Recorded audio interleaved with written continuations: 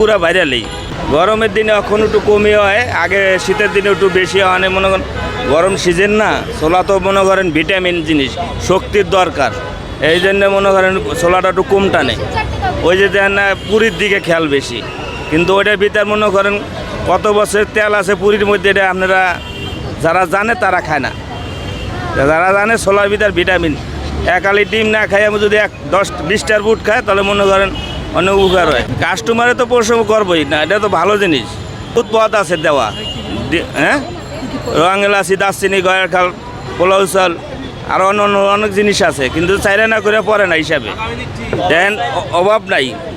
এই যে পেঁয়াজ আছে, শসা আছে, কাঁচা পেঁয়াজ আছে, টমাটুম আছে, মরিচ আছে, টক আছে, লবণ আছে, কাগজ আছে, আরও তো জিরা এলাচি, দারচিনি, গয়ের খাল, রসুন, সব দেওয়া এটার ভিতরে। খুদাই বুটটা স্বাদ লাগে না।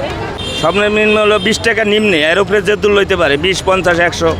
ইনকাম না তো, খরচ যাইতেছে কত, লাভ হইতেছে কত, ওইটা বলতে পারেন। এনে মনে করেন 4,000 টাকা বর্তমানে মাল তো কমানি, বর্তমানে 4,500 টাকা সেল আছে। মনে করেন 500 টাকা লাভ হয়, 4,000 টাকা চালান আছে। মাসে কত হয় দেখেন, কিন্তু মাসে কত আসে এটা দেখলেন যেন 15,000 টাকা, ঠিক আছে, কিন্তু খরচ কত ওইটা দেখলেন না তো। হ্যাঁ, খরচ হয় কত দেখেন, বাসা ভাড়া আছে 15,000 টাকা, খাওয়া খরচ আছে, ফ্যামিলি আছে, সবার লেখাপড়া আরও আছে না, পোলাহান আছে না। হ্যাঁ, এইটার উপরে সব কিছু। হ্যাঁ,